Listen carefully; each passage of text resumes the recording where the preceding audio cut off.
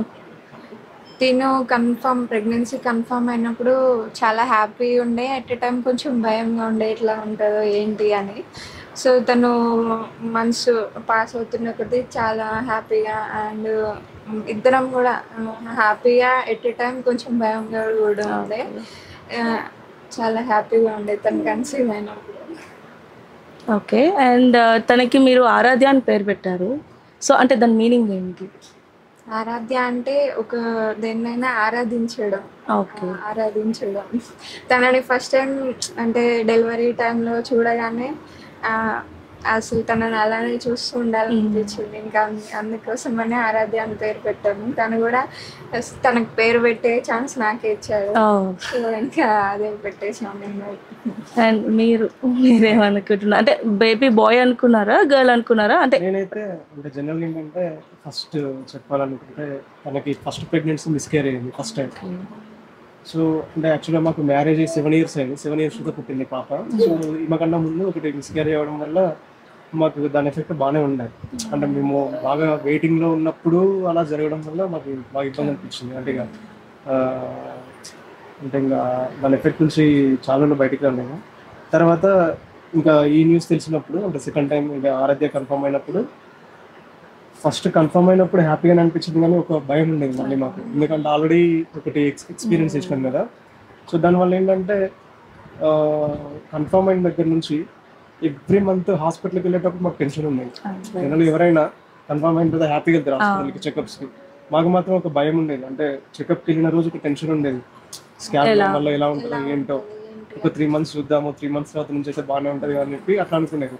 అట్లా ప్రతి month 3 months గడిచిన తర్వాత కూడా మళ్ళీ అంటే కొంతమంది అనేవాళ్ళు కదా last even 8th 9th month వరకు కూడా జాగ్రత్తగానే ఉండాల్సి వస్తుంది, ఎప్పుడు ఎలా ఉంటుందో అని చెప్పి ఒక హ్యాపీనెస్ ఉండేది. కానీ ఒక బరువుగానే మేము ఇది 9 months కంప్లీట్ అయ్యి డెలివరీ డే వరకు కూడా మేము ఒక బర్డెన్ లాగానే అంటే ఒక హ్యాపీనెస్ ప్లస్ ఒక భయం ఈ రెండు క్యారీ చేస్తూ 9 months గడిపేసినాం.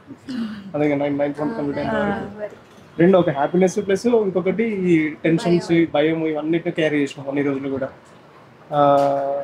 అంటే ఎవరైనా సరే బయటి వాళ్ళు కూడా ఇంకా కన్ఫర్మ్ అయింది కదా అని చెప్పి వాళ్ళు హ్యాపీగా మనతో మాట్లాడినా కూడా మేము మాత్రం ఏమో చూద్దాంలే అన్నట్టుగా. అంటే ఈవెన్ ఏదైనా సరే నా చేతికి వచ్చిన తర్వాతనే నేను హ్యాపీగా ఫీల్ అవుతుంది తప్ప ముందు అసలు ఎప్పుడు దాని గురించి పెద్దగా ఆలోచించడం చెప్పి ఇట్లా అనుకునేవాడిని. అంటే అదే చెప్పేటండి ఈవెన్ ఇదనే కాదు ఏదైనా సరే చేతికి రానంత వరకు అసలు నేను కంప్లీట్గా హోప్స్ పెట్టుకోను. చేతికి వచ్చిన తర్వాతనే దాన్ని ఎంజాయ్ చేయాలనుకుంటా. సో అలానే ఆ 9th month అయిపోయి ఈవెన్ ఆఖరికి డెలివరీ అయిన రోజు కూడా ఫస్ట్ తనని ఎన్ఐసీకి తీసుకెళ్ళారు. 24 hours ఎన్ఐసీలో వచ్చిండు. అబ్జర్వేషన్లో ఉన్న ఇప్పుడు పుట్టిన తర్వాత కూడా ఆ డే 1 మొత్తం కూడా వాళ్ళ టెన్షన్ తోటే ఉంది. ఎట్లా అంటే వాళ్ళు చెప్పిళ్ళు అంతా బాగానే ఉంది కానీ ఒక 24 hours అబ్జర్వేషన్లో పెడతామన్నారు. కానీ ఈవెన్ అయినా సరే ఆ 24 hours గడిచేంత వరకు కూడా ఒక టెన్షన్ ఉండేది. ఇక తర్వాత ఆ 24 hours గడిచిన తర్వాత మళ్ళీ బేబీని మాకు ఇచ్చిన తర్వాత అప్పుడు మాకు హ్యాపీ. అంటే అప్పుడు బాయ్ అనుకున్నారా గర్ల్ అనుకున్నారా? అట్లా అంటే అలా ఏం అనుకోలేదు. అంటే ఎవరైనా ఓకే అన్నట్టుగా ఉండే. ఎవరైనా హెల్దీ ఇది మాత్రం కోరుకున్నాం. నేమ్స్ కూడా ముందుగా డిసైడ్ చేస్తారు అలా కదా. చేయలేదు మళ్ళీ అలాంటివి పట్టించుకోలేదు. అలాంటి టెన్షన్ ఎవరు పుట్టినా సరే కానీ హెల్దీగా మాత్రం పుట్టాలి. అంతే మేము అనుకునేది అదొకటే, హెల్దీ ఉండాలి. అండ్ ఇంకా పుట్టిన తర్వాత అమ్మాయి అబ్బాయి అనేది మేము ఏం చూడలేదు. తను హెల్దీగా ఉంది అండ్ ఇంకా చాలా హ్యాపీగా. అండ్ అబ్బాయి పుడితే కూడా ఇంత హ్యాపీగా ఉండేవాళ్ళమో లేదో కూడా తెలియదు. సో తనతో అయితే చాలా హ్యాపీగా ఉంది. ఓకే. అండ్ నెక్స్ట్ ముందు నాకు అంటే ఒక ప్రెషర్ ఉండేది మాకు. అంటే జనరల్ గా ఇంకా అవ్వట్లేదు ప్లస్ అంటే చాలా రోజులు వెయిట్ చేసాము. 7 years అయింది కదా. సో తను పుట్టిన తర్వాత నుంచి అసలు ఇంకా ఎలాంటి టెన్షన్ చాలా ప్రీషియస్ అన్నమాట తను. Precious baby.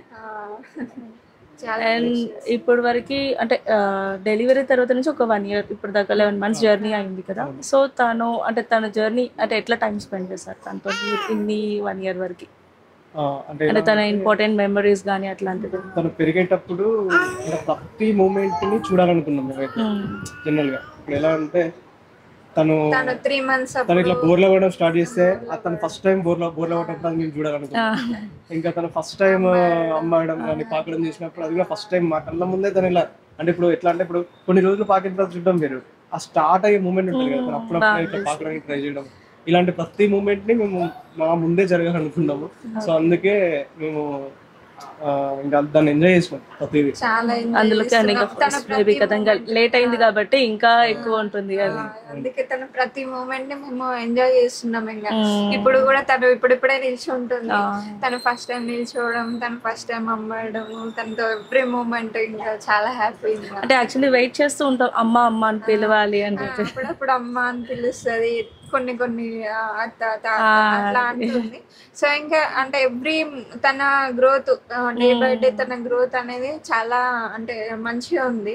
సో దాని వల్ల కూడా మేము చాలా హ్యాపీగా ఉన్నాం. ఇంకా అంటే ప్రాబ్లమ్స్ లేకుండా యాక్టివ్ గా కనిపిస్తుంది. యాక్చువల్లీ షూట్ కూడా చాలా నీట్ గా చేయించుకుంది తను అసలు యాక్చువల్లీ ఏడవకుండా. అందుకోసం ఇంకా తను ఎప్పుడైతే వచ్చిందో మా లైఫ్ లోకి అప్పటి నుంచి ఇంకా చాలా హ్యాపీగా. బిఫోర్ తను రాకముందు, ప్రెగ్నెన్సీకి అవ్వకముందు మేమిద్దరమే ఇంకా ఆఫీస్కి వెళ్ళడము రావడము, ఇంకా ఇప్పుడు ఒక మెంబర్ యాడ్ అయ్యారు కాబట్టి డిఫరెన్స్. ఇంకా చాలా హ్యాపీగా తను వచ్చాక చాలా ప్రెషియస్. జనరల్ ఏంటంటే ఏ ప్రాబ్లం గురించి దేని గురించి నేను వరి అవ్వను. మేము అసలు ఫైనాన్షియల్ ప్రాబ్లమ్స్ కావచ్చు, ఏదైనా వేటి గురించి అసలు మాకు అది కొంచెం కూడా ఏమనిపించదు. ప్రాబ్లమ్స్ వచ్చినా సరే వాటి ఇక కామన్ ప్రాబ్లమ్స్ లేదా అన్నట్టు అసలు వాటి గురించి మైండ్ లాగా కానీ లోపలికి తీసుకోము. బట్ ఇది ఒక్కటి మాత్రమే మాకు అప్పుడు ప్రాబ్లమేటిక్ అనిపించేది. అంటే మనకు అవ్వట్లేదు మేము ఒక్కటే, అంటే ఇప్పుడు లైఫ్ లో ఏమైనా ఉన్నది అంటే ప్రాబ్లం అంటే అప్పుడు అది ఒక్కటే అనిపించేది మాకు. తొందరగా అయితే అయిపోయేది అనేది ఒకటే ఉండేది. ఆ ఒకటి వచ్చిన తర్వాత మొత్తం ఇంకా 100% అసలు ఇంకా ఏ ప్రాబ్లమ్స్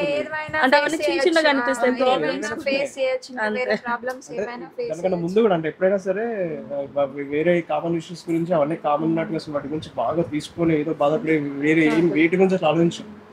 ఈ ఒకటి అయిపోయిన తర్వాత ఇంకా అంతే 100% ఇంకా ఫుల్ఫిల్ అయిపోయింది. అంతే ఫుల్ఫిల్. ఆరాధ్యతో ఫుల్ఫిల్ అయిపోయింది. నేను కూడా యాక్చువల్లీ చాలా బాగుంది ఆరాధ్య. నేను ఆరాధ్య మమ్మీ. సో ఫ్యూచర్లో ఏం చేయాలనుకున్నా ప్రతిదానికి సపోర్ట్గా ఉంటాం. అండ్ అట్లనే హ్యాపీ మూమెంట్సే కాదు, ఎలాంటి క్లిష్ట పరిస్థితులు ఎదురైనా సరే లైఫ్లో నీకు ఎప్పుడు ఫుల్ స్ట్రెంగ్త్ ఇచ్చేది పేరెంట్సే. సో ఒక ఫాదర్గా నేను దేనికైనా సరే అంటే ఎలాంటి సంతోష విషయమైనా సరే, ఎలాంటి క్లిష్ట పరిస్థితులు ఎదురైనా సరే ప్రతిదానికి సపోర్టివ్గా ఉండే ఫస్ట్ పర్సన్ తండ్రి మాత్రమే. ఆ ప్లేస్ నాది.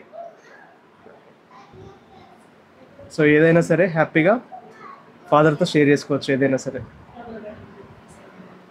దేనికైనా సరే ఒక బిగ్ సపోర్ట్ ఉందని చెప్పి అదొకటి లోపల ఉంచుకోవాలంతే. మేము ఎప్పుడూ నీకు సపోర్ట్గానే ఉంటాము. నువ్వేం చేయాలనుకున్నా సరే, ఫ్యూచర్లో ఏం అవ్వాలనుకున్నా సరే దానికి మేము ఎప్పుడూ సపోర్ట్గానే ఉంటాము.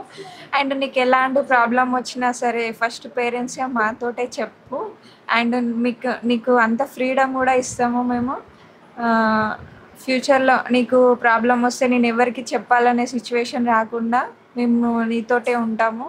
నువ్వు ప్రతిదీ మాతోటి చెప్పేంత ఫ్రీడమ్ నీకు ఇస్తాము.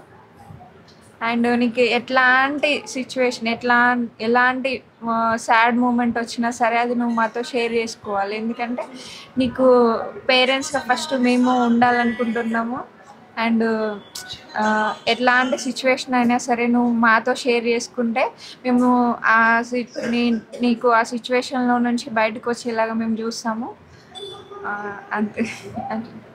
హ్యాపీనెస్ ఉంటే రెట్టింపు ఇస్తాం, ఏదన్నా బాధ ఉంటే ట్రై చేస్తాం అలా. అండ్ అంతేకాకుండా మాకు వేరే గోల్స్ ఇంకా వేరే ఏం లేవు. మా లైఫ్ అంతా my baby Aaradhya, only Aaradhya.